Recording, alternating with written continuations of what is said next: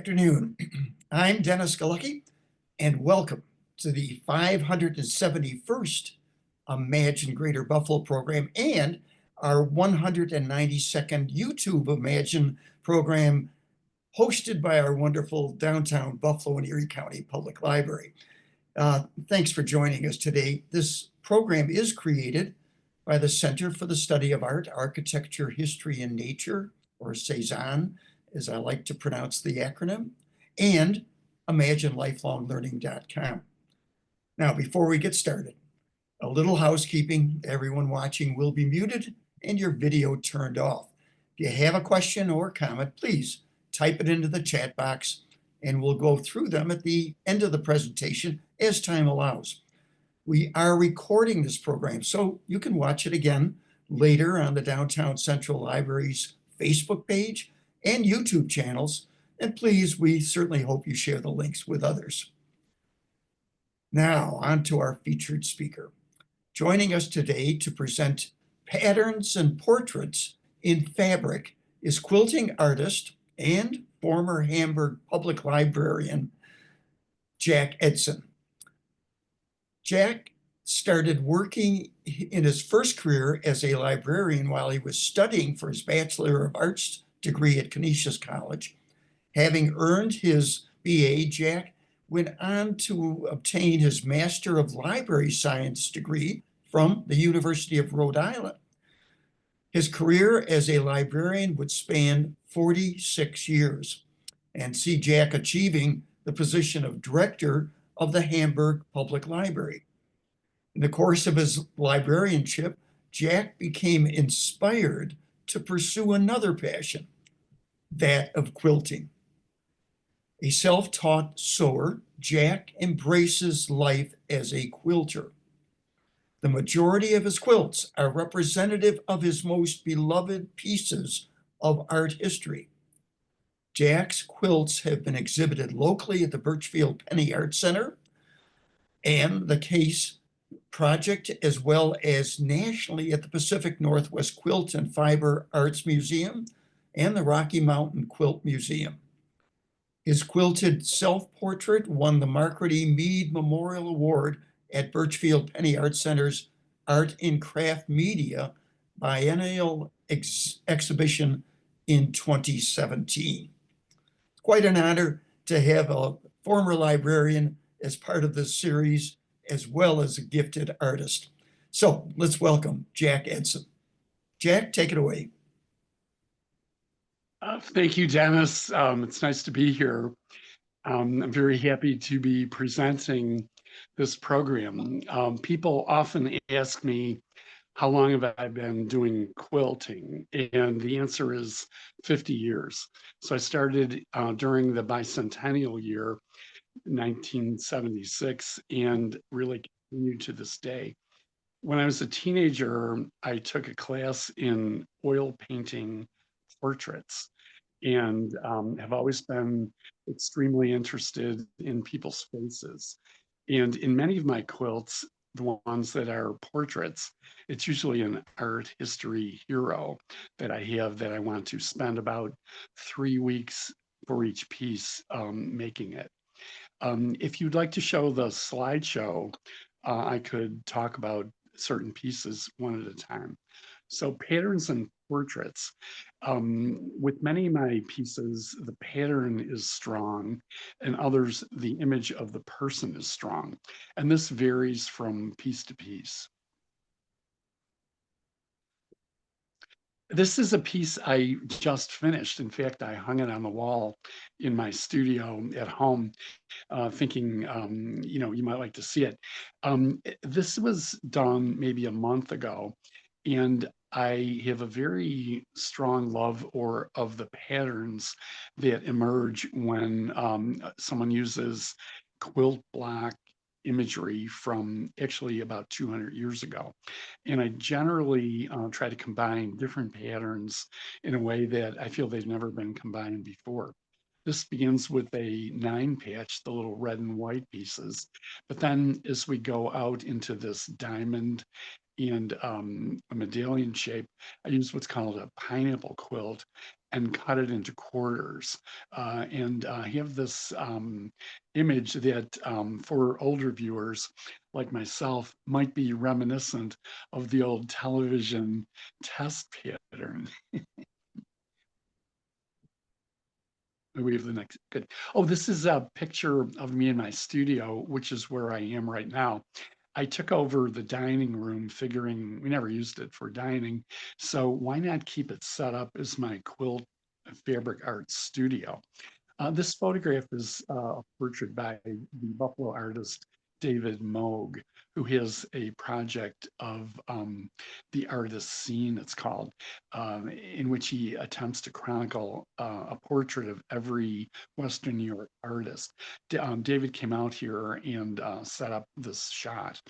I'd like to mention that I do have an art show going on right now at Fox Run in Orchard Park, New York, the corner of 20A and California Road.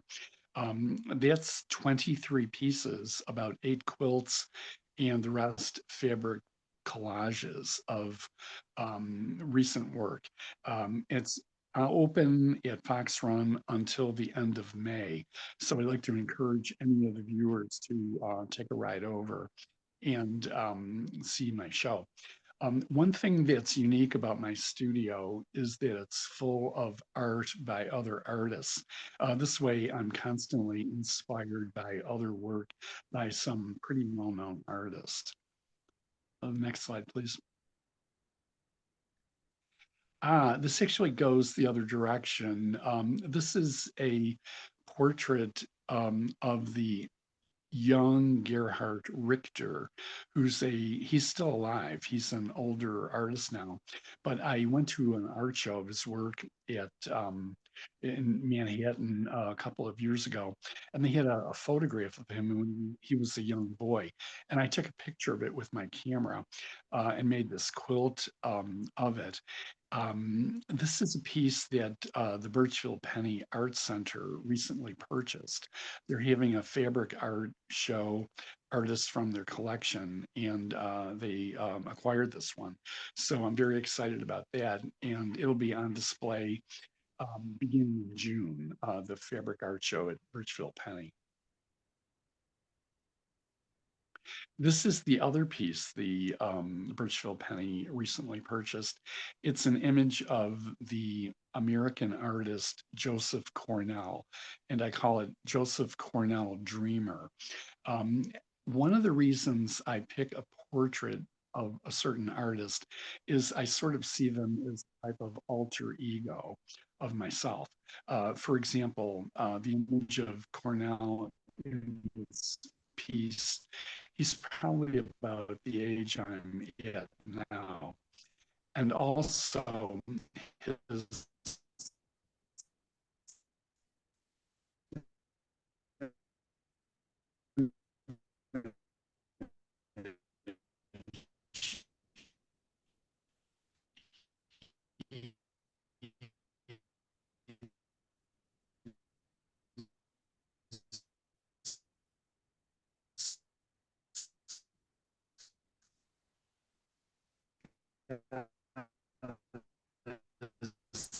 Jack, we cannot hear you. You seem to have kind of frozen.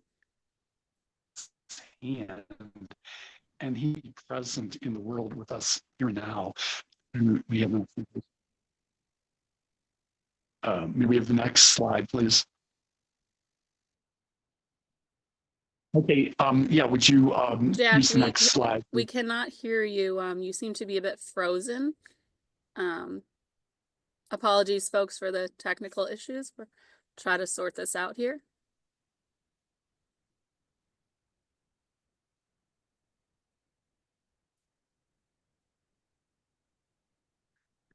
Looks like Jack just logged off, so we'll just give it a minute and see if he's able to hop back on.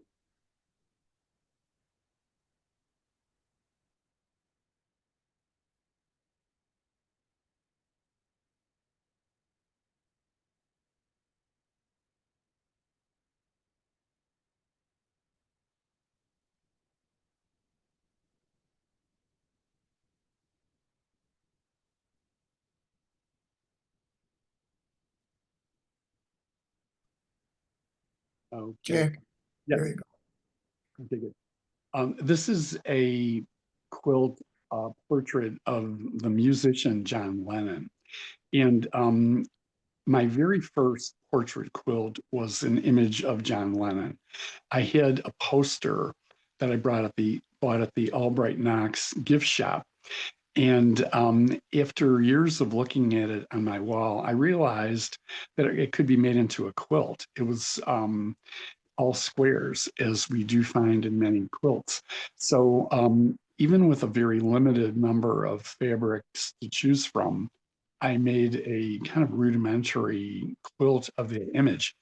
And I'd like to mention the library in this sense. I brought it in the library at Hamburg and we put it on the wall just to kind of decorate a little bit. And I found most everybody that came in had a comment about it. They absolutely loved it. So I thought, I don't know, I'm maybe onto something. And this is one of the reasons I started doing a lot of portrait quilts, getting this great feedback from people actually at the Hamburg Library.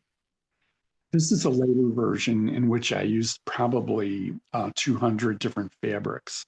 So if you look at it close up, maybe you see the squares mostly, but if you step back or if you use a cell phone and take a picture, the three-dimensional image really pops. So this is called John Lennon Imagine, using the title of his famous song, but also the idea of imagining a three-dimensional figure, a face, from something that's really two-dimensional. Okay, next slide, please. Oh, this is great. These are two self-portraits. When I was getting ready to retire, I had to find my original Social Security card. And I went looking around the house and I found a shoebox full of things, including the card, but also a picture of myself at age maybe 35. And I just really liked it. So I've used that image several times for different quilts. These are two, they may look like it's the same image, but they're two different pieces done with a different pattern formula. The one on the left, which is probably about 8 years old, it's done in kind of a 9-patch. Quilters will know what that block is. Whereas the one on the right-hand side, for one thing, it's about 7 feet tall. In fact, it's over at Fox Run right now. You can go see it. I had to flip under maybe 3 rows at the bottom, so it would not be on the floor. But it's actually bigger than what you're looking at. And this one I did all in circles. And circles are much more difficult to sew than straight lines. So each one has a slightly different emotion on the face. But anyway, so in many ways, I'm interested in youth and age. We saw the Gerhard Richter as a young boy and the Cornell as an elderly man. Well, this is part of my message that life flies by fast. So make the most of it. The next slide, please. Oh, this is a large portrait quilt of the African-American artist Henry Ossawa Tanner. He's figured 19th century into the early 20th century. He was born in Pittsburgh, and his father was a very well-known preacher with a very large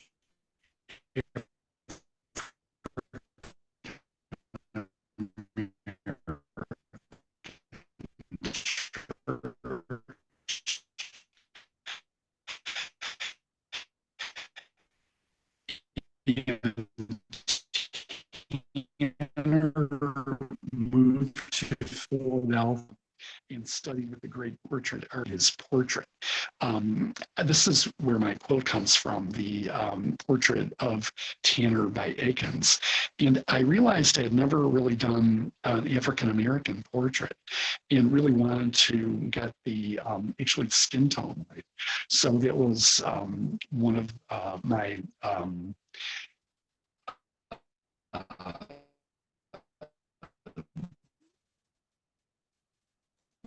desires. And this is over in See It.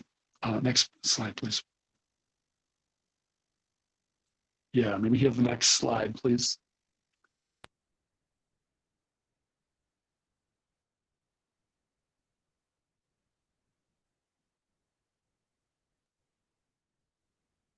Jack, I think we've lost you again, or you're frozen again.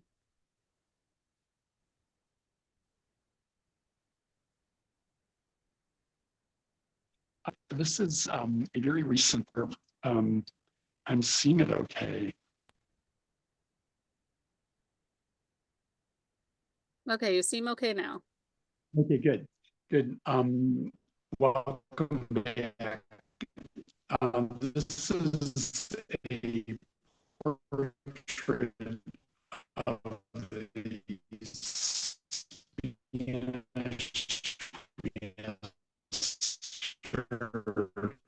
I'm sorry, Jack, you're Diego breaking up quite a Velasquez. bit. I saw this in the Uffizi Museum. He has a large. Nope, we lost you again.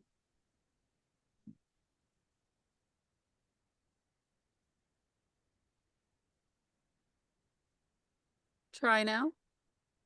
Okay, sure. How's it sounding now? Good now. It does. Start from Good. the beginning on this, Jack. Start from the beginning because we really didn't hear much of it. This is a quilt a portrait of the Spanish artist Diego Velázquez. And I saw this last February, a year ago in February in Florence, Italy, at the Uffizi Museum. They have a wonderful portraits. And I was very much drawn to this one. In it, you can see Velázquez himself, but also a very strong pattern of color over the imagery. So when we think about the title, portrait and pattern, this is a pretty good example of that. There's large areas of mainly one color, the background, the hair, his clothing, in which I can depict the main color, but also have some fun with pops of other colors. This is all done in 9-patch quilts, quilt blocks. If you look up in the upper left-hand corner or upper right-hand corner, you can see 3 rows, 3 times, making a 9-patch. And I put the pop of color in the center of each one. Also, I put his eye smack dab in the middle. So the viewer is looking at him, but he's looking right back at us from the quilted piece. Okay, next slide, please. Oh, this is a close-up of, actually it's my eye in the great big self-portrait. It gives the viewer a chance to see some printed material. If you look right into the pupil of the eye, it's actually a printed floral fabric. And sometimes I use that, cutting it so that the change in color or light in the fabric will land exactly where I want it in the portrait. Again, in this case, the eye gives it a sparkle. Also, you can see all the circular motion. Usually quilts are done with just straight lines and squares, rectangles, triangles. But for doing portraits, we really need all sorts of curve shapes to simulate the human face or body. And then I'd like to point out also the use of many different colors that we might not think of as flesh colors, but put them together and stand a distance, and they really are convincing as a flesh portrait. Next, please.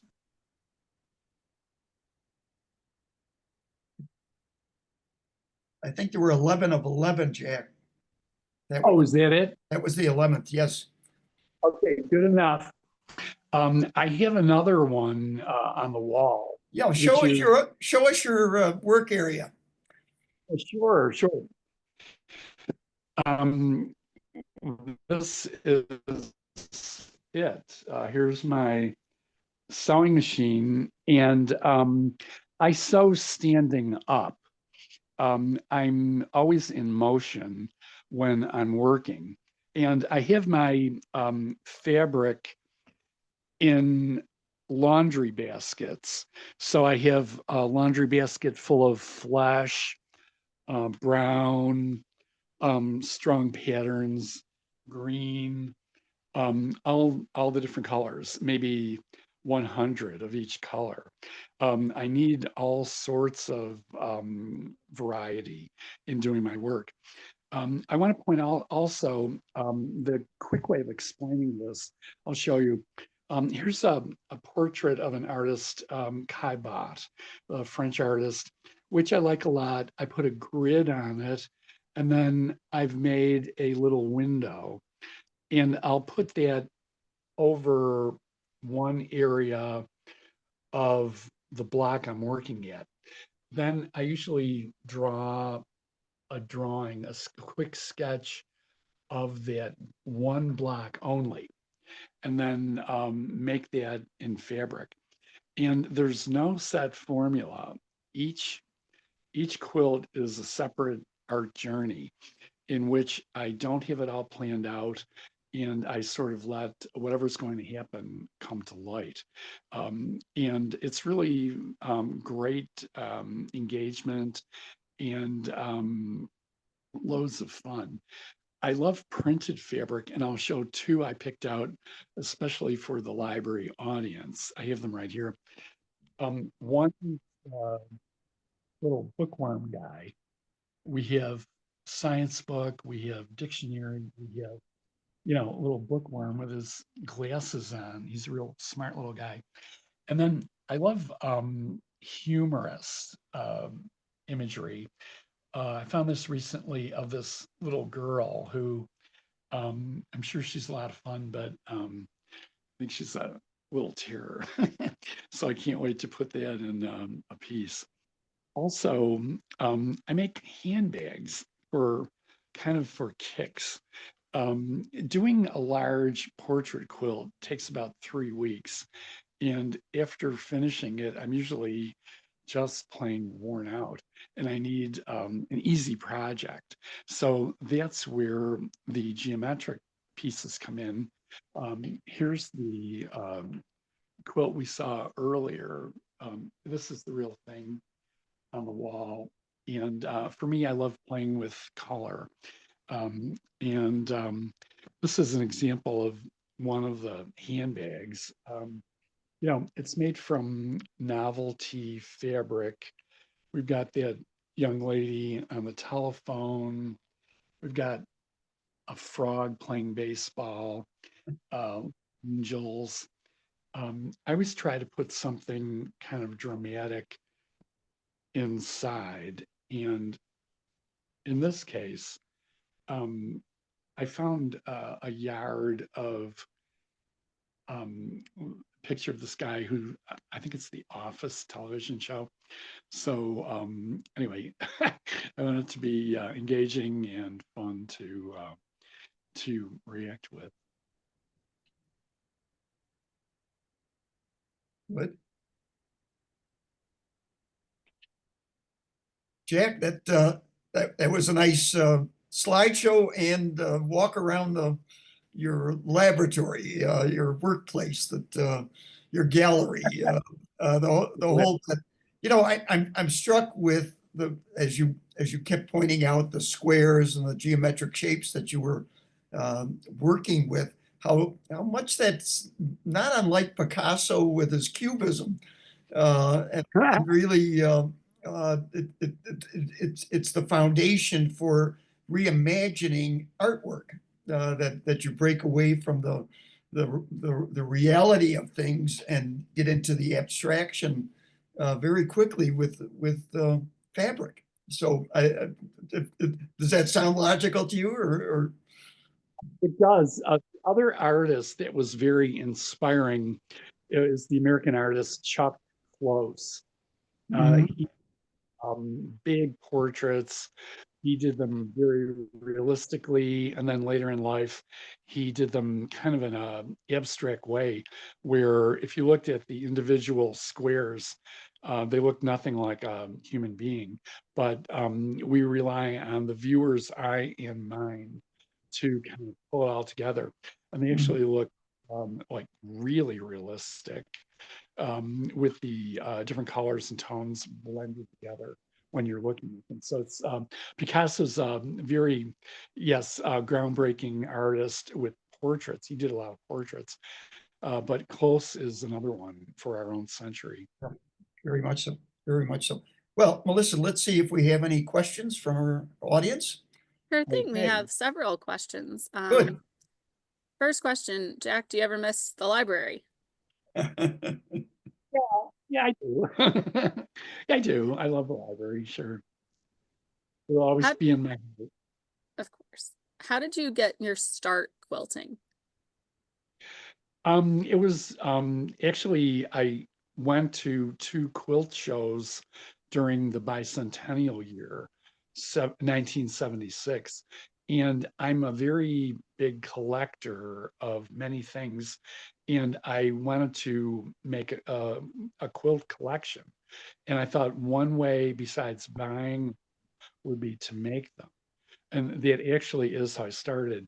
I got a book, something like 20 easy quilt patterns, and it had cardboard pages. You would cut them out and use that cardboard shape, cut 8 of this and 4 of these, and sew A to B, that kind of thing. And I kind of went through the book making them. And afterward, I was looking for something more artistic and challenging, and I just loved making them. So there's a growing trend of male quilters in America. When I started, you could count them on 2 hands, more or less, and we didn't know each other. Now there's actually a woman, Erin French, wrote her PhD thesis on men quilters. So she analyzes it from all different angles, and I was one of her subjects. So I Nice. found that I've been doing it better than almost everybody. Can someone commission you to produce a specific quilt? Yes, this does happen. I finished one for someone not that long ago. I also do fabric collage portraits. They're smaller. They're maybe 2 feet by, 3 feet, and they're cut and glued. I can do those in a few days. The big portrait quilts are 3 months. Or I'm sorry, 3 weeks from start to finish. So yeah, somebody can call me. You're welcome to go on Facebook, just find me very easily, and I always respond to whatever people are proposing. Sure. Good. Have you ever considered teaching quilting classes? I just finished 2 last week. Jacob Rockwell and I drove to Lancaster, Pennsylvania, and I did 2 in a row one day. 24 students and 20 students, easy and advanced. So yes, if any group wants to bring me out, if it's driving distance, and let me tell you, the students catch on. I make them catch on. They have a great time too. That's fantastic. Someone else asked just where can we see your work? So just reiterating, you have a current exhibit at Fox Run Orchard Park. And I'm Yes. actually going to put a link in the chat to a Buffalo Spree article that has all those details for people as well. Great. Yep. And remember, Birchfield Center, June. That's this fabric art show.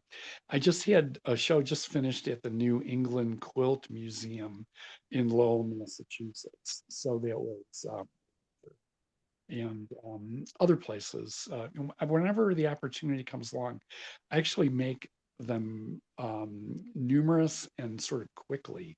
So there's always something I can put in a show.